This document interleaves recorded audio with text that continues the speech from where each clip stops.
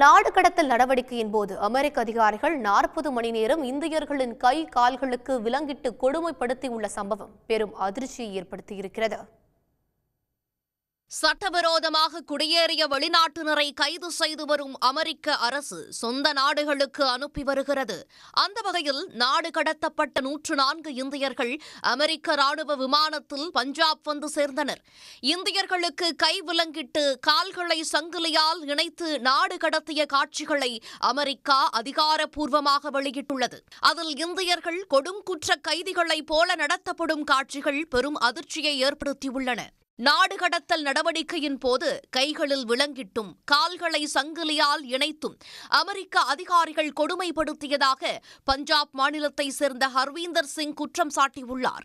விமானத்தில் பயணித்த 40 மணி நேரமும் ஒரு அங்குலம் கூட நகர முடியாமல் நரக வேதனையை அனுபவித்ததாக அவர் கண்ணீர் மல்க கூறினார். சாப்பிடும் போது கூட கைவிலங்கை அதிகாரிகள் அகற்றவில்லை என்றும் ராணுவ விமான பயணம் தங்களை உடல் ரீதியாக மட்டுமல்லாமல் மனரீதியாகவும் சோர்வடைய வைத்ததாகவும் அவர் வேதனையுடன் கூறினார். இயற்கை உபாதை குறித்து பலமுறை கோரிக்கை விடுத்த பிறகு கழிவறைக்கு இழுத்துச் சென்றதாக கூறிய ஹர்வீந்தர் சிங் கதவை திறந்த பின் தங்களை கழிவறைக்குள் தள்ளியதாகவும் குற்றம் சாட்டியுள்ளார். இந்த அக்கிரமமான செயலுக்கு கண்டனங்கள் வலுத்து வருகின்றன.